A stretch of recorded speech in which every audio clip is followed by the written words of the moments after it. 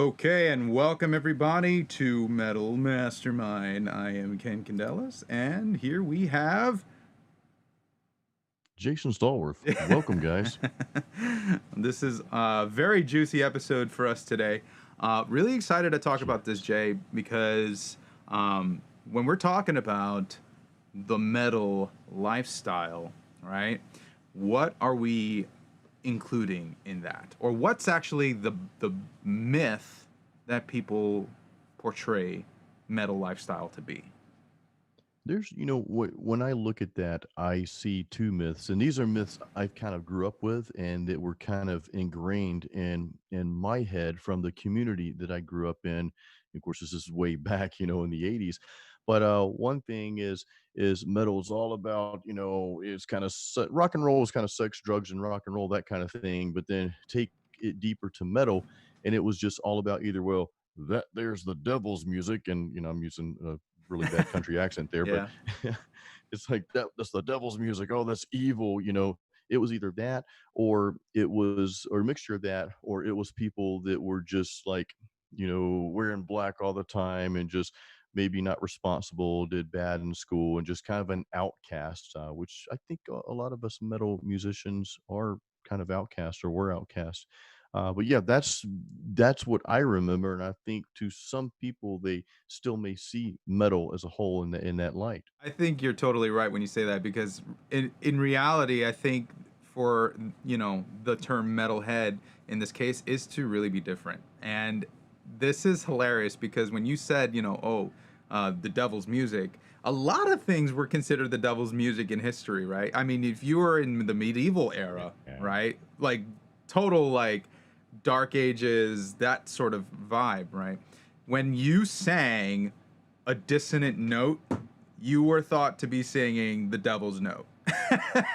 you know Evil, and just evil, that's the metal of that era, right? Then fast forward to today, where people were, when they were so used to something like swing, you started Yeah. hearing something like rock and roll, they thought that was the devil's music. And then from rock and roll into metal, it was like even more of that mentality being accentuated. Yeah. So I think anytime there's something new that's introduced, people always reject it at first, but then it normalizes and becomes accepted after a while.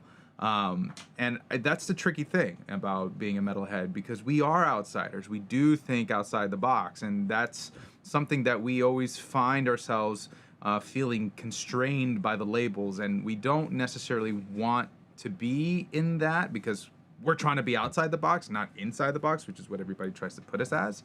But Right, right. yeah, what is this whole lifestyle of sex, drugs, and rock and roll, right? How did that Yeah. start out, man? I mean, this was like kind of a big thing in the '80s, right?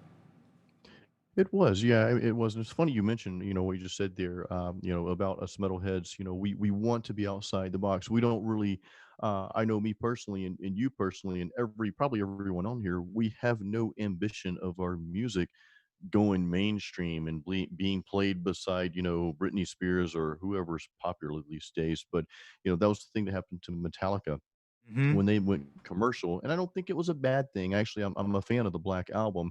They just hired a better production company. Rob Rock produced that record. So, Right. but when they got out there, and then other people that weren't necessarily metalheads all of a sudden were metalheads because they liked the new album, the other metalheads, the older Metallica fans, were kind of pissed off about that. It's like, well, wait a minute, no, this is my music. It's not your music. You know what I mean? So I Right. think that, but it goes to your point that us metalheads, we are outsiders, and a lot of people fear which they do not understand. And it doesn't mean that you have to like metal to understand someone who likes metal. It's kind of this dilemma we're in the US here. I don't know how it is in other countries, but we've got an extreme, if you don't think just like me, then you're wrong type of thing going Right. on. So it's one of those things where, you can be a metalhead, or you can be, I'm sorry, you can be a non-metal head, but it doesn't mean you have to be against metal, but at least try to understand it. And that's what this episode is all about. We're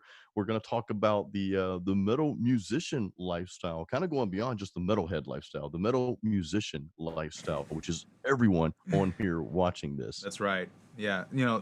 Being a part of this community is a special thing. I really do appreciate the metal community for what it is and what it stands for.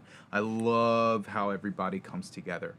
We got another video coming up in regards to the facts about being a metalhead and what does it mean to be a metalhead. So look out for that. But Coming out Friday. there is some truth to the mentality of a community, and I don't want to say it's a bit of a tribalistic type of way of view it, but because I feel like metalheads in general are very open-minded people. And I just think when you said the statement of, oh, if you don't think like me, then you're wrong. I think the only thing that's wrong is people who think that way. So you have to expand your mind in the sense that, look, people like different things. They have different sorts of values, and we have to respect that when it comes to other people's beliefs. We can't just say that one belief is right over another. That's how we get wars, right? So Yes. we Yes. are in a situation, well, right now, of course, where we have a big disparity in what's happening in the world, of course. But metal, that community, still lingers true to the fact that we are true to ourselves. We are who we are. We've been prepared for this. We've been talking about the apocalypse for a long time, and Oh yeah. we have In like every albums. album, you know. We have albums about this stuff. So metalheads are just like, Yeah. yeah, man, I'm ready for this. Where's the Yeah. zombies? So we're Yeah. we're ripe and ready. We can tackle a lot, and I think the fortitude of people's mentalities in the metal community speaks volumes on that front. We rally together. Yes, we've been moshing in concerts, and that's where we sort of become baptized within our Yeah. community, right? You have to go in the Yeah. mosh pit at least once in your life to Yeah. become It's an part of the experience, community. Yeah, it's what it's It's an about, experience. and it's about being around others who want to do it, and you pick your fellow brother or sister up in the mosh pit when they fall, right? Yeah, you You might do. Yeah. you might get bruised up, you might get a little bloody nose, but hey, man, that's part of Yeah. the ritual. you know, s- So we've got guys, we've got 5 things that we're going to talk about today. And this is going to be a very interesting, very exciting, and a little bit unique from the past episodes we've done. We like to throw something in here. A lot of our stuff is education. Well, this is educational, but a lot of our stuff is like kind of showing you how to type stuff because that's what we're based on. But I think this is going to be really helpful to a lot of us just to kind of like really get into this. So the 5 things real quick. We're going to talk about the myths of metalheads, which we kind of went over some of that. Then we're going to kind of contrast that with the truth. Like, what's the real truth about metal musicians? What do we actually do? How do we think? Mm, And then we're going to talk about focused. We're going to talk about the focus that metal musicians must have because we all know that the style of music that we play is I'm going to say it's a little bit more technical. Even non-technical metal is probably one of the more technical music styles, and maybe with the exception of classical music. it And is we're the going to talk to you briefly definition. about nutrition and then mental health as well. So, Ken, what's some of the myths of metalheads, dude? What's I mean, we talked about this a little bit, but what comes to mind as a myth? Like, what do people think that you're like? Well, that's not necessarily true. I think a lot sometimes people think we're either like these suicidal psychopaths, Mm, mm, which is not true. We're just like yeah, anybody else. We just like a little bit of darkness. In that yeah, sense, it's not a crutch for us. It's actually something. It's an outlet for us to allow that negativity to escape, right? So rather than yeah, screaming at your spouse, right? Maybe you're in the car and you're screaming to a metal track and you're just letting loose, and then you're calm by the time you enter the home. So if right, that's exactly. that could be a situation right there, and that's one of the things that we take away. Another one is, well, maybe we're evil people, right? And that's not true. Yeah, That's a sure. big We one, we dude. we, we definitely It's a huge we one. definitely like the subject of, like, demons and Satan and stuff like that, and evil Darkness. and Yeah. darkness, and yeah, that's all part of it in some way, shape, or form, but it's not the message necessarily behind it. So, I mean, Right. of course, there are some metal bands that do promote this stuff. I mean, like Belphegor. I mean, they actually shed pig's blood into their audience. But there's, Oh, dude. I yeah, I didn't don't know know that. if you've ever been to a Belphegor show, but that stuff is I've never crazy. been there. But I've seen Gore live. You know, Gore does some Guar pretty is, authorized I've stuff. been to Guar too, and that's Yeah. fantastic. I Yeah. actually, the first time I went to a Guar show, I had no idea what I was in store for, and I was like, why is everybody wearing white shirts? Oh, dude, yes. I was like, oh, wait, this guy's got goggles. Like, I'm missing something. Oh, So, dude. but the even if you go to like a Guar show, it's all kind of like this gory theatrics, Yeah. but Yeah. it's not necessarily about like destroying one another and killing people and stuff like that. It's Right. not like that evil It's an outlet. sentiment. It's just theatrics. It's like going to like a Broadway show and seeing a Yeah. tragic story happen. There's death in that too. So it's just a play, so to It's a play. so to Yeah. speak. That's absolutely what it is. Yeah. And we have to think of it that way and not take things so literally like some people do.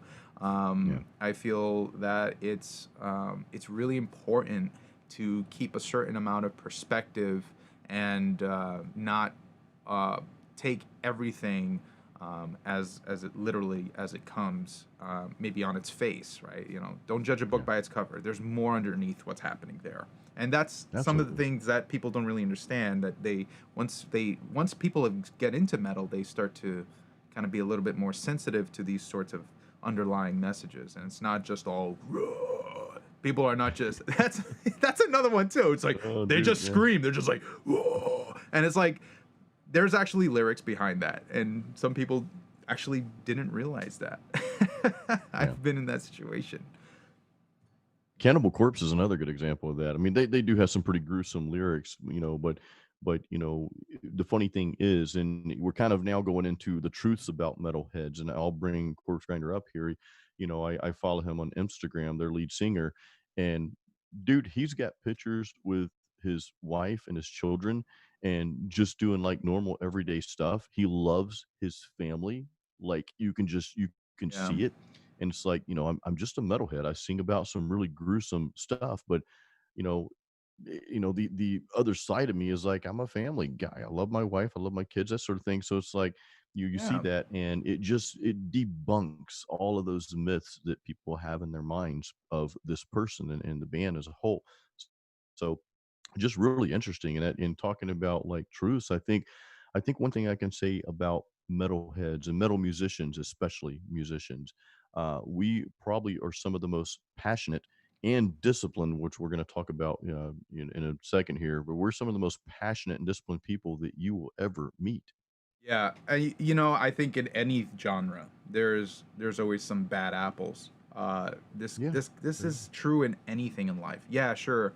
There have been some cases where a metalhead has done some pretty fucking satanic shit. And yeah, it's unfortunate, and we don't condone it. It's not something that we're like, yeah, that's what you're supposed to do. That's not what you're supposed to do. You're supposed to be a good person, yeah. Just and be a decent person, just be a decent person. And I don't know if it's just been a recent thing, but I've seen a lot of metal bands promote being decent in their lyrics lately, right? And just taking the bull by its horns on life. I feel like that's a bigger message that has been promoted more in metal music than I think in any other music. I think in pop, rap, and stuff like that, you're seeing more of that sex, drugs, and rock and roll with that music than I think you're even Yeah, seeing in metal, which is kind of like backwards from what it was in the golden age of rock, right? the So golden age, dude. Yeah, yeah, Eddie Van Halen in that era, it's like that was that was the pop necessary, but basically of the time. Essentially, you had hmm, rock. It was really in the forefront of a lot of music. You had K Rock and so many of different radio stations, kind of like yeah, cranking out these tunes every day. But now the scene has changed so much. A lot is very um, pop, hip hop, R&B type of music that's on the radio, which totally fine. Not against having that type of stuff come into the spotlight, but the subject matter that's in there, I feel is, maybe this is just a conspiracy theory, but it's just that I've seen so much of the dumbing down of the content that's actually being put into those lyrics. And it's Oh almost my just god, like dude. smoke, smoke, drink, drink, Yeah. swallow How much money pills, I how have, much money I it's got, all this kind of stuff. And right. it, it's just a cultural thing, and Yeah. I'm not specifying any sort of racial culture here. I'm talking about just as an American culture. People are Yeah. obsessed in America with making money and living a good life and luxury, and I think the definition of what is a good life gets watered down in the music because now you have misguided information, being fed to younger generations where they're feeling like they have to go out and party in order to be, having a good time. And that's not true. I have a great time sitting on my couch and meditating. Yes. you Yes, know? which we're gonna get to that a little later in the show too. And and we were talking about Alyssa the earlier. Ken, you and I were talking about Yeah. vocals from Arch Enemy, Alyssa Glutes White or White's Glutes. I can't remember which comes first, but speaking of lyrics, like I'm going back to their latest album. She has Will to Power is the name of the latest album, and she has a song on there, or they have a song on there, Reason to Believe. And there's several other songs on there with just an extremely positive message. And it's not to the point where it's like, oh, we're happy, and so it's got to be cheesy. It's not like that. There's still some like some evil underlying like darkness in there, but overall, I would say the album is well, Will to Power. It's very empowering. Yeah. And to your point, Ken, metal has become this thing. But let me just take us back to 1986 real quick. Even going, you're like, well, when was that? Well, I wasn't Oh, even dude, born yet, so you wasn't born yet, yeah, man. I But was I was in one the clouds. Like, hey, you're in the clouds. where You am I even gonna thought of it now. land? Yeah. But there's one great many great albums released that year, but one of the albums was Master of Puppets. I remember, and this is talking about the contrast between myth and metalheads or metal musicians, and the truth about metal musicians is, the specific song Master of Puppets. People were like, "Well, that there's the devil music." I kind of grew up out in the country, so I had to throw the accent out there. But they're like, "That's devil's music," and I'm thinking, well, your churches are telling people not to do drugs. This song is about how drugs rule your life. So I think you guys might be on the same page. And Yeah, that's going back to if people would just open their minds up.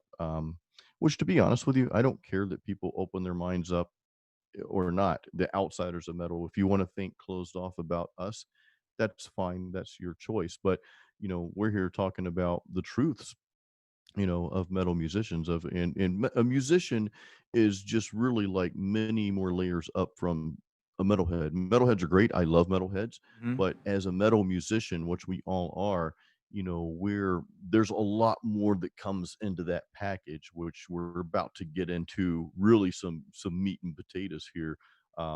And yeah. Ken, Let's dive focus, into it, focus, man. practice. I mean, Yeah. What are like, your thoughts on focus practice? well, practice is absolutely integral. And while we were, preparing the segment today, we talked about the idea that, well, you have two different sides and everything in the middle. Uh, and Yeah. those extremes, right? You can call it left and right. But the idea is that one side is a very technical, balls to the wall, hard, like, sort of exertion on your body, right? Because like you're Yeah. playing really fast speed metal. Holy crap, that takes so much energy to do. And then the other Yes. side is like this sludge stoner metal. It's like do Like doom do metal. do or doom metal, right? Really Yeah. slow type of vibe. But what's common in between all of that, right? The idea is the emotions that it's trying to exert, right? So you listen Yes, to a yes. certain type of metal music, for a different type of vibe, then you do another one. Same thing goes for any type of style of music out there, right? But specifically when we're talking about like speed metal, you're probably in the middle of like trying to get something done, like you're amped up. That's what you're using speed metal for most of the time. Yeah.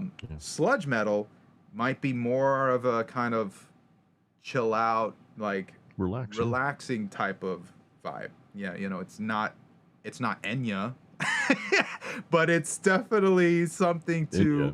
to slow the pace, right? Yeah. And it allows you to kind of like step back for a second rather than being so like, in it, like in that Yeah. sense. So, Yeah. I think practice on either end of that spectrum plays heavily into how you're trying to execute and spread that message. So, for example, if we're going in sludge metal, you might be practicing more on playing around the tempo, right? And feeling that vibe. Maybe you play a little bit behind the beat, right? Yeah. To kind of give it that more laxed vibe, right? Whereas if you're playing speed metal, you might actually be playing not necessarily on the beat, but even sometimes in front of the beat to give that anxiety, Yeah. right? Front and center. So this is like total, yeah, front and center of this type of music. And on top of that, of course, you have technical skill that needs to be on par with that, right? Yeah. So the rudiments and the regiments that we keep as, I say rudiments because I'm a drummer, but the regiments that we keep as metal musicians is super integral to how how we are able to express our music and being effective at doing that too. If you're sloppy, it's gonna come off as sloppy. And Yeah. metal music, sometimes it requires super precision, and if it's not super precise, it loses that effect, right? That's where we get some of our hardest hitting styles. That's true. Yeah. One of the things I teach on my other YouTube channel here is that when you go to practice, is make sure your practice is focused.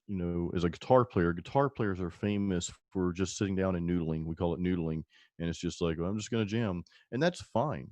That's okay to do that. It's fun. I don't want to take the fun out of guitar playing, but what you want to do though, at least on a daily basis, even if it's for 10 or 15 minutes a day, is have a point in time where you do focus practice. Like, I know I'm playing the style of music, so I need to work on certain techniques. So I'm going to just do, you know, really fast, focused rhythms. I'm going to practice that. Or, maybe I want to bring my sweep arpeggio because all guitar players, all they want to do is sweep arpeggio these days. I want to bring that. So I'm Yeah. going to focus on that. Or I'm going to focus, 5 minutes on finger tapping techniques, or I'm going to focus on timing. You just make sure you have some point of focus. Don't just sit down and say, "Okay, I'm going to practice. Now what?" Yeah. And you end up noodling. You end up just noodling instead. So I encourage folks to have a very focused practice session scheduled ahead of time. Even Yeah. if you have to use your phone to do that on, schedule that so your reminder pops up. And in that way, okay, I know my practice time is from, let's say, 7 p.m. Let's say you're pressed for time to 7:15. You know, and I know I'm going to practice this, have that already kind of pre-planned. Mhm. And to piggyback on that is I would rather see people practice some every single day, have those focus practice sessions every day for a small amount of time than to have a large amount of time just like once a week. Right. There's Yeah. something about repetitive patterns and daily habits. Ken, you and I are in that whole entrepreneur successful mindset space, and that's one of the things that you'll see from successful people is that they have a set of daily habits, of daily things that they go through. So if you're serious about, playing an instrument, which I know all of you are, then you've got to make sure that not only you just play every day, because playing is completely different from practicing, and you have to make sure you have those focus practice sessions on a daily basis. Yeah, and it's being particular about what you're practicing is very key. When I was starting to learn drums, for example, hitting the snare, there's multiple ways to hit the snare, right? And understanding how your stroke is actually going to hit that snare is super important. For example, I mean, like Yeah. some of the things about being a drummer in metal that people forget when they're trying to play metal drums is the freaking rim shot, man. Like rim shots are the best way to get a loud snare involved in the drumming, and that's how you get that crack, right? So people, you know, whether you hit the snare like this, right, and you hit it in the middle of the drum, that's cool too, but it's a different sound than if you hit it flush with the rim, where you get that sort of explosion. And in some genres, you know, that rim shot becomes more of an accent, I should say, accent, to how you are expressing the notes, right? You have ghost notes that are much more subtle in between, which is probably when you're being a little bit more light, and in between those big smacking of those backbeat hits. And, you know, when I was doing blast beats and I was just doing it right in the middle of the drum, no rim shots, I was like, man, it's so hard to do blast beats. Like like my hi-hat is so much louder than my snare drum. And it's like, you got to learn how to control the dynamics between your limbs. That's another freaking tool. So if you're doing this really soft, but doing this really hard, it's like, you got to learn to control that. Yeah. And when I finally learned how to master the rim shot, holy crap, it just took my playing to another level, right? So, you know, focusing on certain aspects of where you're weak in your playing allows you to grow over the long span of time. Because yeah, it might not be now, but a little bit each day will turn out later, and before you know it, you're like, oh man, I look back and it's like I wasn't even able to do certain things that I can do now. Yeah. And honestly, it helps your cognitive features. Being able to do different types of rhythms and scales and understanding the math, even the math behind doing music, allows your brain to absorb pieces of information differently. Those neurons become much more interconnected, and you can use your intuition so much more effectively. I honestly feel like being an artist plays so much into that inner genius, if you want to call it that. That part of Absolutely. your mind that acts on inspiration and spontaneity. So super important, and it affects your whole entire life and how you go about doing things, your mindset, how you approach a situation, problem solving. Dude, I felt so much growth by being a musician, and by being a focused musician at that. I mean, when I started, I was doing 6 hours a day on the drum set. I was just Dude, always playing. I was in high that's school awesome. too. I was in high school too. So I stopped playing a lot of video games. I started focusing a lot more on drums, and that's where I Yeah. put most of my time. And yeah, I pissed off a lot of my family because I was in a house and my drum set was on the top floor, so the whole house shook. Oh, dude. But you know, That's great. hey man, like my dad, he was a drummer too, so he understood. His only request was that I play at only certain times of the day. I was like, Yeah. okay, no problem. But I was still able to play during like that midday portion, and able to knock out some really good drums. And of course, when I was in school, I went to a very art and instrumental focused school that had practice rooms, and I would also utilize those That's as well awesome. on my off time.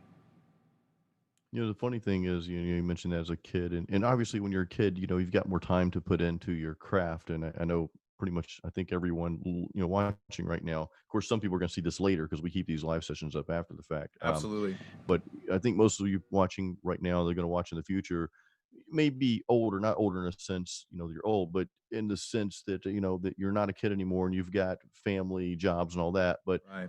here's the thing is, from a teenager's perspective, it's like you just said, your dad said, well, you can only play during these certain times. You're like, you know what? Okay, I'll make it happen. You're excited about it. And I think when we get a little older, we're like, oh crap, I just don't have time. And I'm kind of going off on a little tangent here, but when we tell ourselves these things, see, what we speak to ourselves has a tremendous value or devalue in what happens in our life and how we act. So when you say, well, I just don't have time, then guess what? You don't have time. Yeah. But when you say things like, you know what? I'm going to make the time to do this, then you will find the time. You'll make the time. It's the same concept of, I don't know how many are Robert Kiyosaki fans, Rich Dad, Poor Dad, but He says the question should never be, or the statement should never be, "Oh, I can't afford this." How many of you grew up hearing that? This No. statement should be a question, "How can I afford this?" Right. Right? So it should be an approach is, "Okay, I don't have a ton of time, but you know what? How can I make the time? What can I do?" And this is this is a big part of being a metal musician. And again, remember we said earlier, metal is a complex style of music to play. It takes talent. Pretty much every genre of heavy metal, any genre of metal, takes a tremendous amount of talent. And I would go as far as to say, is it takes quite a bit more talent than many other genres. I'd say even most other genres. Mhm. And some people may challenge me on that. That's fine, but it still takes a tremendous amount of talent. So you have to practice. If you don't spend time with it, you will not progress. So you have to make that time, and that's just part of the lifestyle, because that's what this whole thing's about, the lifestyle of a metal musician. We have to make time to have those focused practice sessions if we're serious about our music. Yeah, and people in the metal community are generally more serious about themselves as growing individuals. And I think that's a Yeah. great segue into nutrition, man. I mean, because people in the Yeah. metal community take better care of themselves, generally more so, I think, than in other genres. And I think part of that is I would say because of so. that mental health that we get sort of comfort from the music that we listen to and create. I just in general, I mean, like I haven't been to the doctor in a long time, a long time. I'm talking about maybe like years, man. Honestly, and part of that is because yeah, like health insurance sucks in this country, the United States. Oh, it So, does. Yeah, it's bad. in that sense, I have to take things into my own hands. So, I am very focused on uh, taking supplemental vitamins and stuff like that, in addition to eating a better, healthier diet. Not necessarily like, oh, whether I'm following keto or vegan or something. You could do either of one, any diet that you choose to wish. I just choose to eat better. And I just make that a priority in my life in order to live healthier. And there's so much more it gives back to me by eating a healthier diet, doing better regimens for keeping my mental sanity in check. That's why I meditate for 30 minutes every night. I do it in the nighttime also because it's much more quiet around. I can feel much more in tune with my environment in that way. But as far as food goes, I find that because I'm eating better, I have better focus. And it wasn't always like that for me, and it's very difficult to focus on your health when the people around you don't give a about that. And it's just something that I learned through hardship and uh, honestly a little bit of trauma to grow and say I have to take better care of myself. It's something that needed to happen for a long time, and because of it, I felt better than ever, and I never looked back. And Jason, I know you got like a ton of really good information for this kind of stuff. Yeah, and that's one like we could even circle back to the myths and the truths about metal musicians, because back in the day when there's a reason why the sex, drugs, and rock and roll were cliche. A lot of the cliches are at least 50% true. And if you go back and read some of the I love reading biographies. I've read Slash's biography. I've read Nice. Dave Mustaine's, several others. And you just pointing out Dave Mustaine, I mean, he's an accomplished musician. I mean, a guy that can play rhythm guitar like that and lead guitar and sing at the same time. Holy crap. But Yeah. I'm very surprised, though, because of his lifestyle he led, that he was able to progress so awesomely as a musician. I'm assuming he practiced a lot, but he even talks about their lifestyle. They didn't eat healthy food back then. They Mhm. drank all the time, but and did other things too, other recreational things. But look at today. I remember seeing it's funny, we're talking about Megadeth again here. I remember seeing the tour bus of Megadeth, and this is when Chris Broderick was playing with them.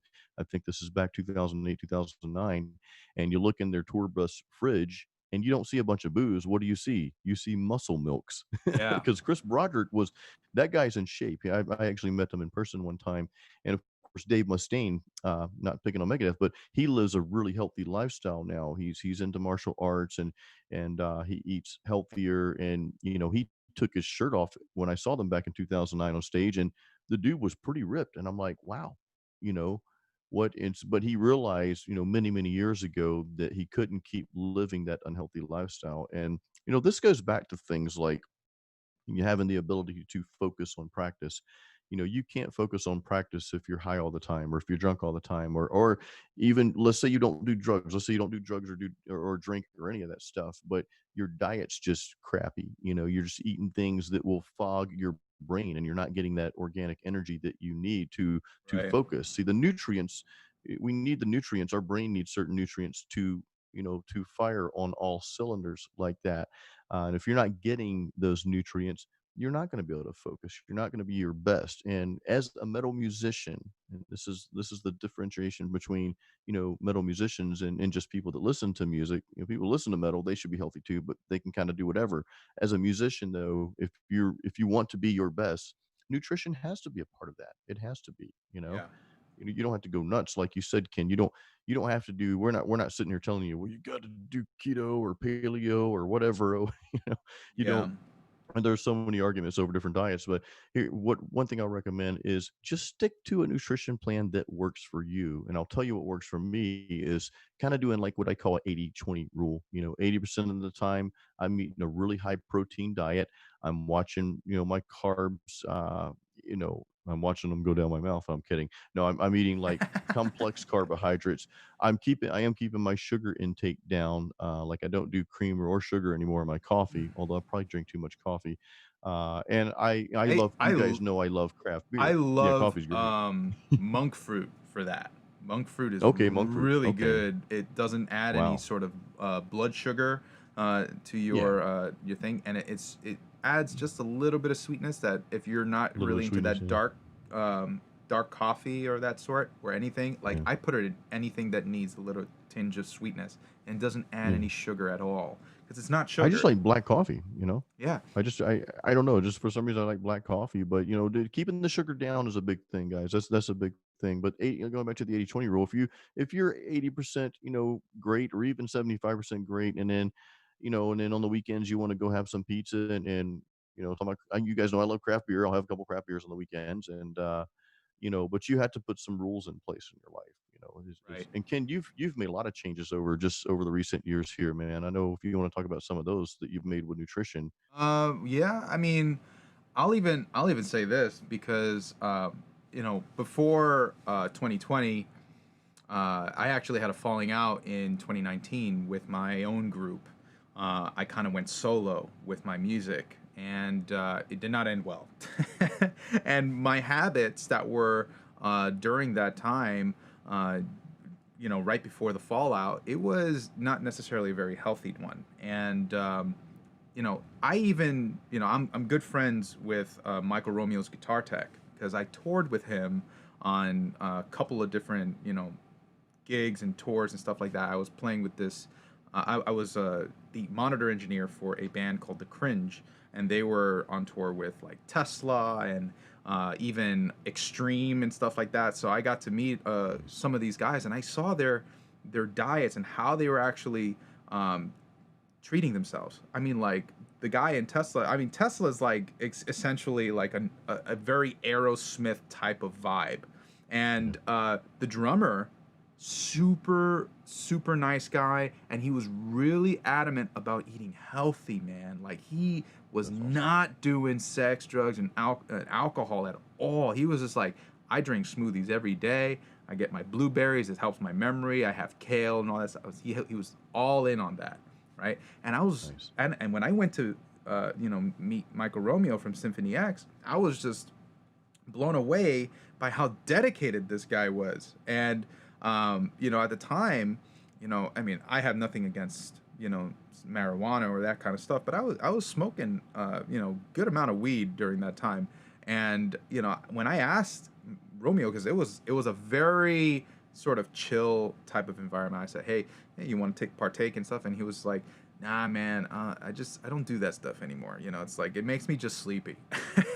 And it's like I Yeah. like to have a clear head, right? I respected that. I was just like, wow. And the people that I was surrounding myself with, they didn't do that. They indulged and indulged and indulged. Sometimes they were siphoning that stuff for like the whole Mhm. day. And man, that stuff really starts to take a toll on you after a while. And because I was submersed with all of that around me, it's like you are the fifth person out of the other people that you hang around. I forget the exact wording for that, but um, you have to take a look at who's around you, and that influences you. And when I got out of that circle, I started to feel how that lifestyle that I was living was actually holding me back, and I started to change my habits, started to change what I put into my body, started to change the way I think about certain things because I wasn't being influenced by that type of crowd anymore. And it was life changing, to say the least. And I never looked back. I actually noticed in my own life that when I started to pay more attention to my body, my mind, and my spirit, I started to get more back from the universe because of it. It's almost like the universe was That's rewarding awesome. me. It was just kind of like, you're doing a great job. Here's here's a reward. Here's an event, life event that matters to you that you wanted, or something of that sort. I started to see more of these types of repercussions come back to me in a positive light, and I was like, oh my god, like what was I doing?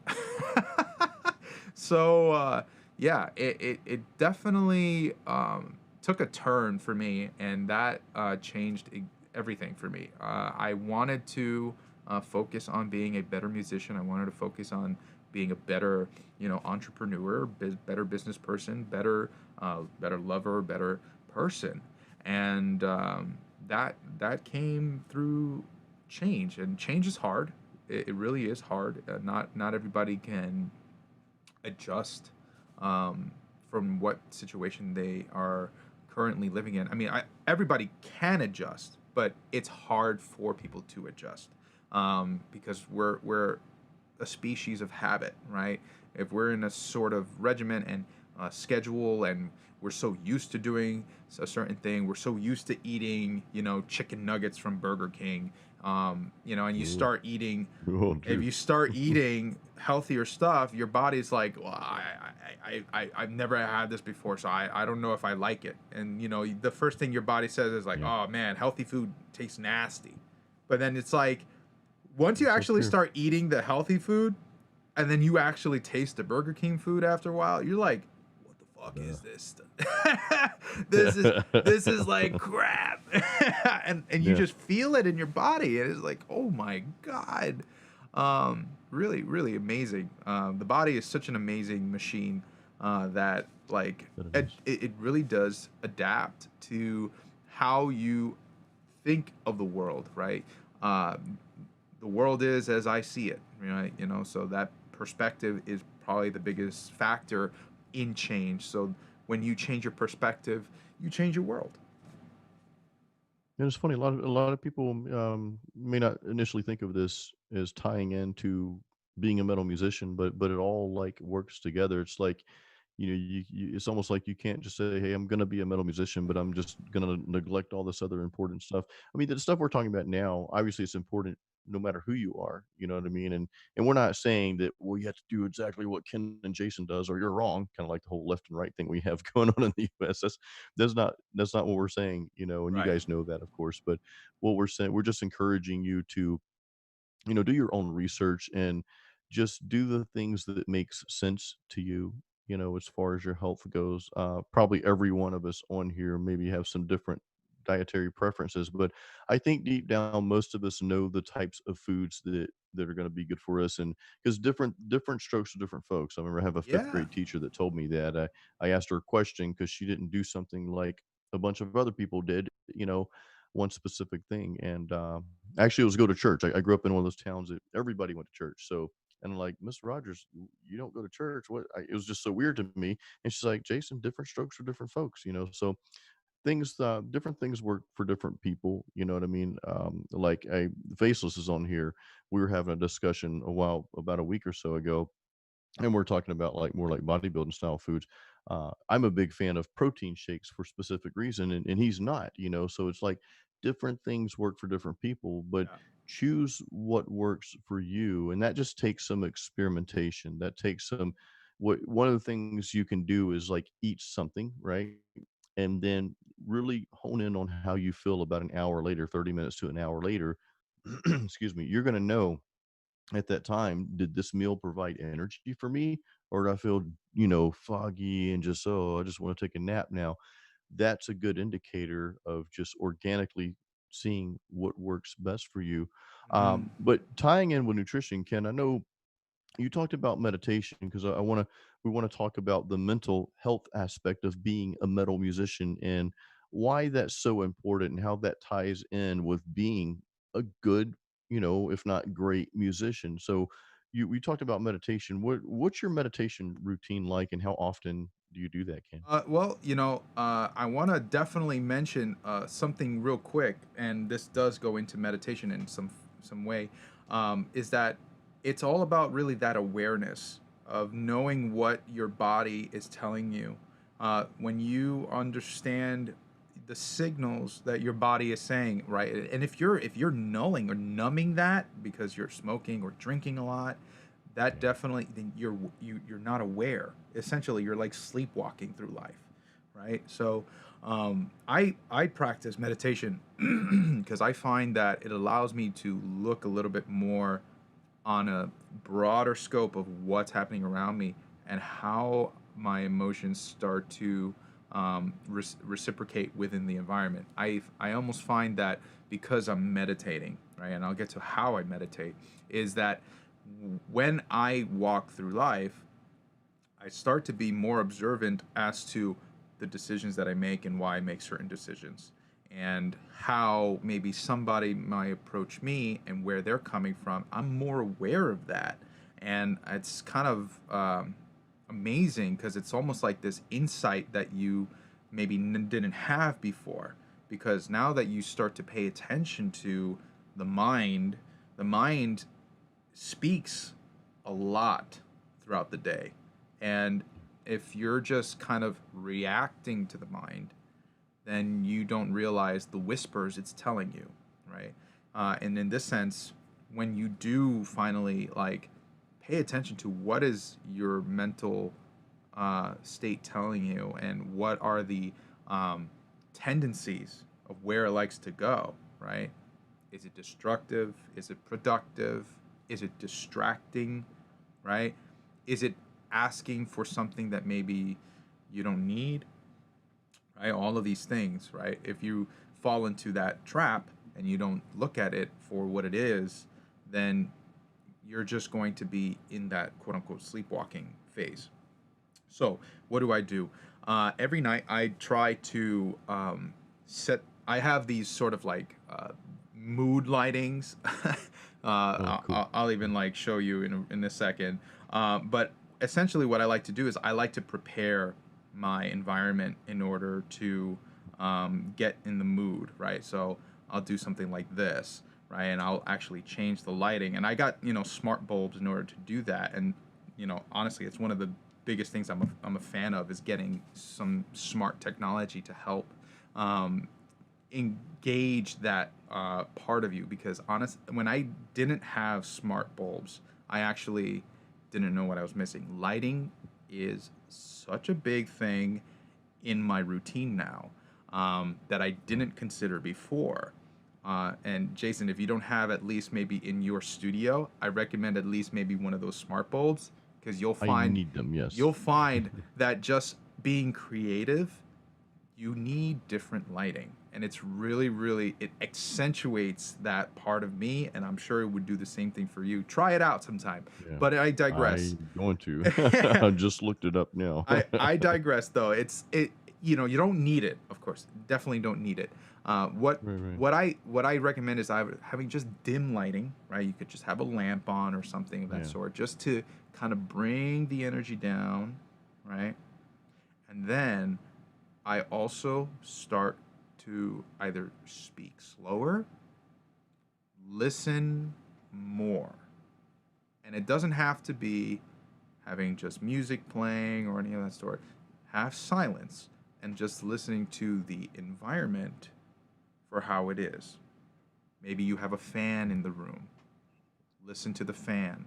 Listen to maybe even the buzz that comes from the lights, right? These sorts of things.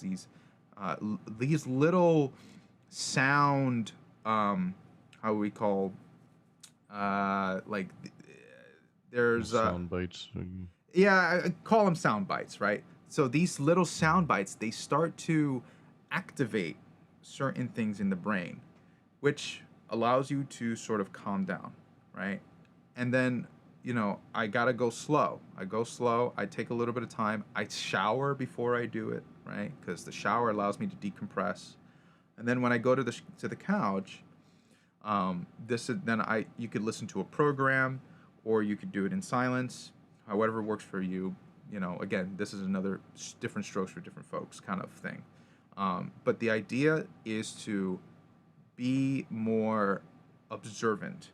Don't need to. You don't need to be like, oh, I gotta breathe for this amount of time and that amount of Right. time. Yeah.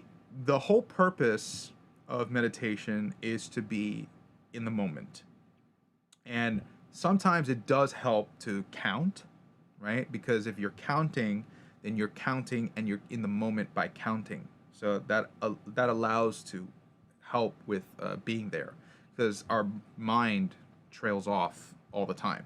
So you're in the middle of meditation, and then all of a sudden you start thinking about laundry, and you're just like, "Fuck, I gotta do Oh, laundry," and dude. then it's Yeah. just like that. Then you all you have to do when something like that comes up is just be like, "Okay, come back to the count," and then not necessarily do away with Send the it. thought. It's not to do Yeah. away with the thought. It's to look at the thought and say, "Okay, I'm concerned about this. What is this? Is this anxiety?" Right? That's what you're trying to do. And just trying to understand where it comes from. Where does that thought come from? Why are you thinking that thought? And then to reflect on that, right? And then let it go. And then another one will come. Maybe you had, like, for example, a lot of the time, I have the issue of the trauma with my band comes up when I meditate. And it's like, man, like, I wish this was different in this way and Oh, stuff. And dude. then Yeah. I'm like, okay, what am I thinking of? Is this rage, right? Is this rage that I'm thinking of? Now, okay, where does that come from? Okay, am I still doing that now? No. And then I'm like, okay, thank you, goodbye, right? And I just let it go. So I just do this for the entire time. And if you listen to a program, sometimes that can help, because some of those programs, they introduce like some sound effects that allow you to kind of like be in the moment when you hear it, right? And that's the purpose, is to listen to what is the sound coming right now. If you are lucky enough to live in a more isolated area, I live in the city, so it's very hard to go out and get to like a place that's very remote. But if you have like a backyard that's very isolated, that's really nice. If you just be around some nature, some grass, that will help. You know, maybe put some bug spray. But just being in an environment that allows you to be more calm, and try to minimize the amount of sound that interrupts your meditation really helps.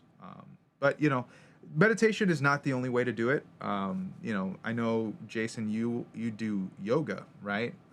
In some way, shape, or form.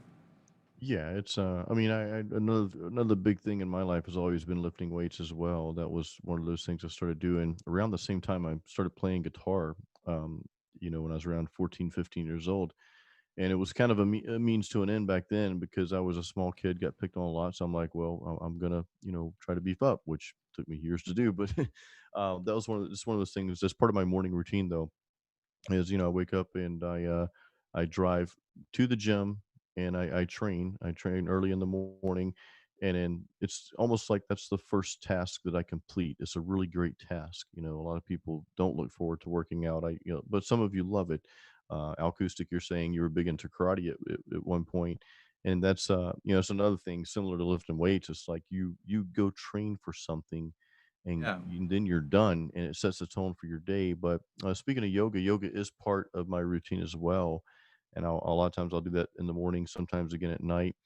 And that to me, along with some deep breathing practices just to remove the toxins out of my body, that to me, along with meditation, which I don't, I guess yoga is my meditation, but I think a absolutely. big part of that is to kind of clear your head. We have to reset, and this is part of the mental health aspect of being a metal musician. Is sometimes we have so much going on, whether it's you're juggling work and trying to record music, whether you're trying to decide, well, and we this happens with us musicians, and tell me if I'm wrong, but when you're like, should I do the song this way or that way? Should I name the song this or that? Should I put this chord in here? You can sometimes fight with yourself over these things, but I think it's good to sit back, and whether you do yoga or meditation or whatever it is you do, to clear your mind, because we have so much information coming at us these days, and it's just like a digital overload that we have, so we have to kind of step back and clear our minds, because when you have so many things going on up here, they're all competing for attention, plus new stuff coming in competing for that attention. And I Absolutely. think you had to just sit back and block everything out. It's like, you know what, I'm going to take 10 minutes and I'm going to meditate, or I'm going to take 10, 20 minutes and do some yoga, or I'm gonna go hit the gym and throw on my headphones and listen to some obituary or something, while I lift weights or do karate or whatever. Those types of things are great for your mental health, though, too. And that way, when you come back to your music, I think it's a lot easier to be able to focus on what you're doing. It just kind of ties back to number 3, having that extreme focus. The things like nutrition and mental health and exercise will help you with that mental focus, that direct focus that you need for that task, whether it's recording or practicing. Yeah, and I think this is a great point that Acoustic and Faceless just mentioned is that uh, playing music, right? But playing it in solitude, not having to say anything, that's a form of meditation. It is, yeah, You don't it need to absolutely is. be like this, and be like, Right. you don't need to do all that kind of stuff, Yeah. right? It's just a moment of solitude and reflection. That's really all it is. And if it helps you to be in the moment by playing a guitar, maybe an acoustic guitar, something nice and soothing, so that you can feel Yeah. more in that moment, that's helpful. And that can absolutely add. Music therapy is a real thing, so you can use that Yep. as your form of meditation, and just playing acoustic guitar, just kind of trying to listening to the notes. How are they coming together? And if you're good at guitar, it might be a little easier to continue that, feeling. Uh, Really important, I think, is to use a certain type of scale, right? Like I can't really tell you off the top of my head right now, but sticking to like a sort of harmonic type of nature that works with you. You don't necessarily want to be including a lot of dissonance in there.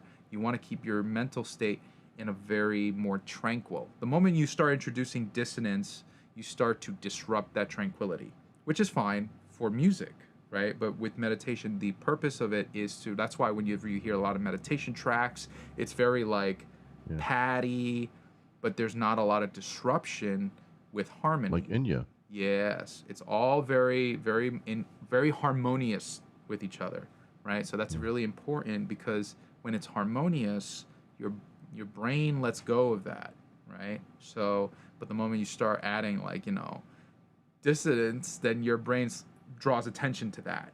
And that's not necessarily what you want to do. The idea is to be that in a state where you're almost just passive in the moment, but in your mind, observational.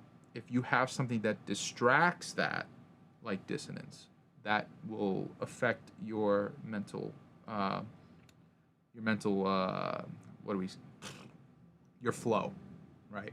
Yeah. So that really important, but it's a great idea. And if that's something that you're really adamant about doing, then try it out. It could be definitely something that could really help.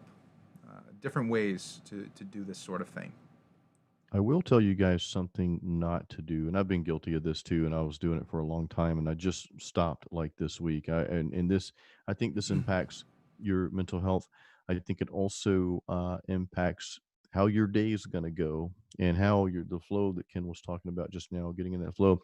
One thing I do not do is don't check your phone or social media or anything, email, nothing for at least an hour first thing in the morning. A lot of people, and again, it's very guilty of this, I'd wake up for the gym, I'd make a quick like little smoothie before I go to the gym, take my pre-workout, and then I'm just gonna be honest with you guys. Sometimes I'd have to poop after that, right? So of course I take my phone and then I start checking things. But even if not, I had even found myself driving to the gym, and granted, this is like 4:30 a.m., right?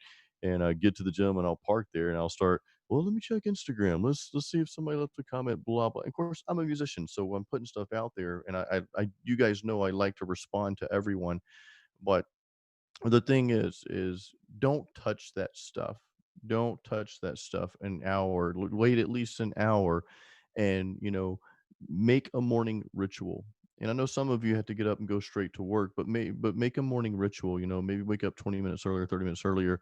Do some deep breathing practices.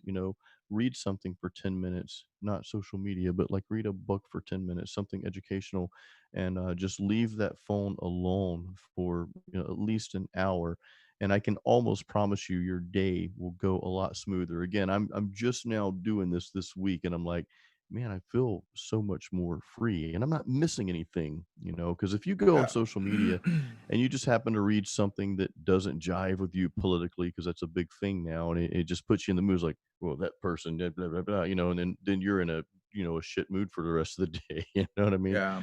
So, and Faceless, you bring up a good point. Don't go bed the same way either. Yeah, that's a good thing. I really try to digress about 30 minutes before I go to bed, and just not worry about any of that stuff. It'll be there, trust me. you know, Yeah, but absolutely. we have this digital overload these days, and I think it's really inhibiting our basic thinking ability. You know, You know, Jay, I'll even go a step further, man. I actually have taken Facebook and Instagram off my phone entirely. I only wow, ever dude. I only Wow. ever access it on the computer, and I rarely Okay. do that now. I've actually felt a lot more um, just wholesome with what I'm doing now, because just by doing away with Instagram and Facebook, Yeah. at least doing a detox, right? Like, because I Yeah. was Do a checking it detox. all the time, and Yeah. then it becomes a habit, and then it's like, oh my God, like this is all I do, and it becomes a big Yeah. distraction. And the moment I took it away and made it harder for me to access, I also just felt so much more free. I even mentioned it in another episode where I actually also have a program software that blocks the internet when I'm working, and it's like this is I all I'm remember you doing. talking about that. I'm working on That's music awesome. right now, and I'm not Yeah. going to be looking at YouTube, email, Facebook, and I block all that stuff so that I can just focus. And then when it's like, Yeah. hey, I'm taking a break, okay, I sit down for 5 minutes. I'm just like, okay, I'm actually taking a break. I'm not actually like going from the music and then I go to Facebook or something. It's Yeah. like, all right, it's all chill. Eh, It goes right back to focus practice, just as you just pointed out, if you're gonna practice music, you put all that stuff away, you block it, because the last thing you wanna do is, hey, you're practicing, your guitar or drums or whatever, you're making some progress, but then you see your phone light up, it's like, "Oh, let me see what that comment right. was," and it just kills everything, just kills it, so that's just a good practice to you know and I'm not anti-technology. Ken, you're not either, because we work with technology and recording. We all do that. Sure. It provides a great way to communicate with people. I love being able to communicate with my followers on YouTube and Facebook and Instagram. But one thing I'll say, and Ken, you and I, and I think some of you on here, if you don't, we're gonna teach this in a later episode. But we use social media for way different purposes than the average person does. We Yeah.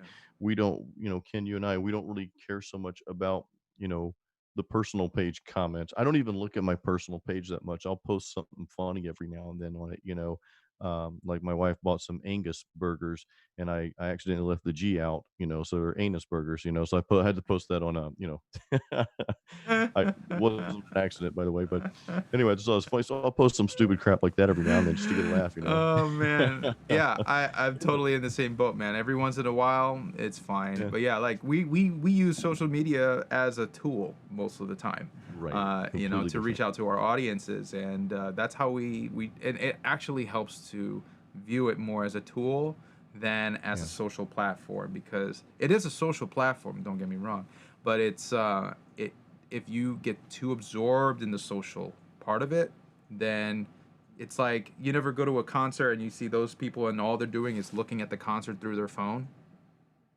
It's Oh, dude, like yeah. just watch the concert. Like You why do gotta you be have to here. Yeah. relive the moment later? Like relive it now.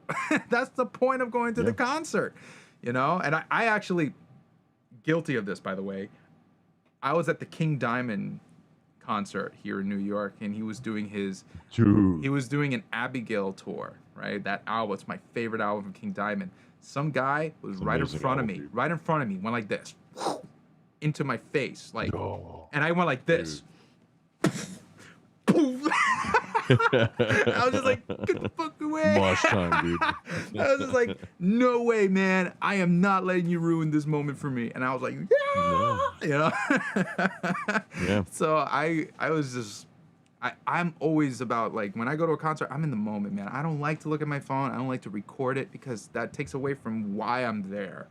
Um, but anyway, it's just like No, that's it's a good point, dude. That's a very good point. Yeah, and again, we're not anti-technology. Obviously, we use it, but even as a musician, and we're going to talk. I think, Ken, this would be a really good topic to help people get their business page up as a musician, if that's something you guys are interested in.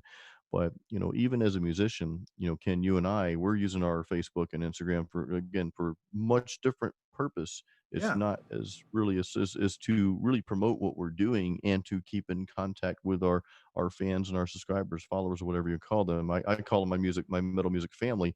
Um, so w- even at that point, though, it's even that much worse sometimes. She's like, oh my god, somebody responded to the thing I put on, and it's a fan or whatever, so you feel the need to respond right away sometimes and see what's going on out there. And because you should look at your music as a business. Yeah. You honestly Absolutely. should. You should. It's not. I assume by being on the Metal Mastermind show that you, to what degree I don't know, but you want to do something a little bit more than just playing in your bedroom. That you want to do something else a little bit more. And if you're watching us just for entertainment, hey, thank you. Yeah. That's hopefully we provide that too. But I just assume and it doesn't mean you have to go tour the world, right? Of No, course, not touring at the all. world's kind of out of scope right now anyway with what's going on. So, but maybe you want just to release a single or something like that. I think that's a great place to start, just to put something out there for your legacy. And But anyway, it's also to the extent of living a healthier lifestyle and yeah, following a different path that leads you to where you're trying to go. Whether or not you're a musician that wants to be a successful artist, or you want to be more successful just in life. Um, you know, Taking on the metal mindset is a really yeah, effective way to do that. And I think the way how me and Jason approach our situations is with a metal attitude. And that has gotten us so far in this sense. And we have the metal community to thank for that. yeah. So, guys, we have our free guide where you can take a look and Yes, we see a do. lot of really great pointers. Now, it's about the ultimate studio setup guide, but it's not just the ultimate studio, too. It's also looking at life with a similar mindset. And you can take a lot of the pointers that we put in there and apply this into how Yeah, you go about living your life and just thinking about certain aspects. But it's got a lot of great tips as to how to pursue creating a studio. So this is the guide. Uh, it's I called just put it out there, The Ken. Quick Guide to the Ultimate Home Recording Studio. It's by Ken and Jason. So go ahead and check it out. I know some of you already signed up, so thanks for all of that stuff, guys. And Yeah. for all of you guys who are just looking at us for the first time, check this out. It's a free guide. You don't have to pay for it, and all we want to is have you join our community. And you just do that by registering with your email. And we promise we don't spam. We send you guys No, we good do not stuff. spam. And real quick, guys, we are trying to grow this. We want to grow this community here.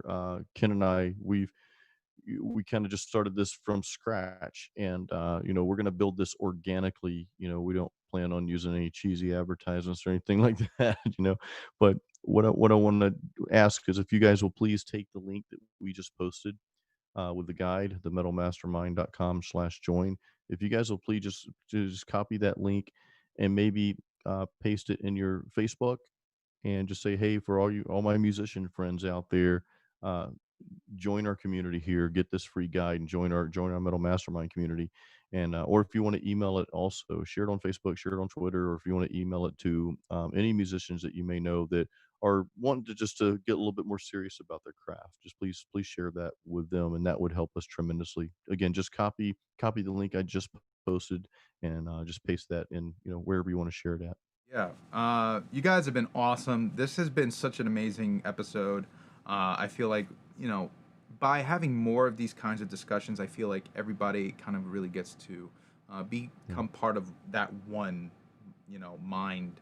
And this is the universe. So let's treat it like one universe and not segregated.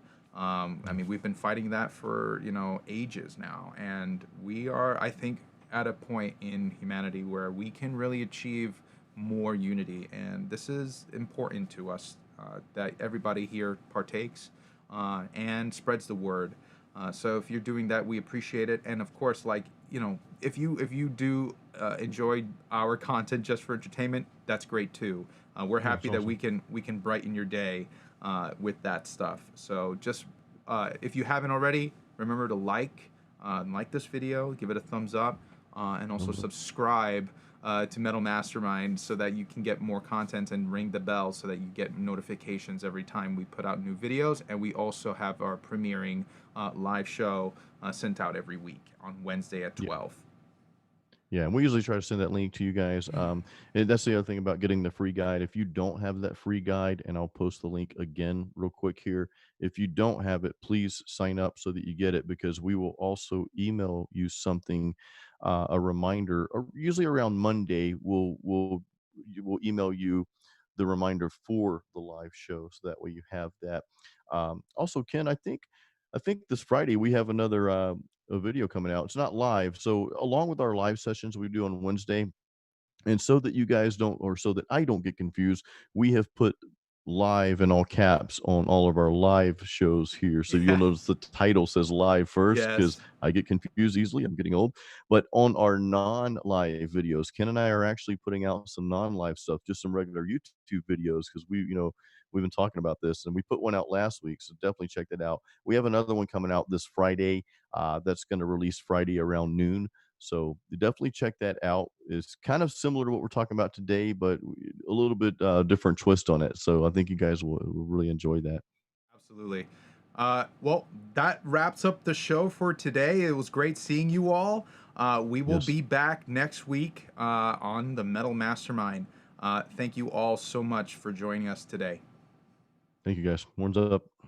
Horns up.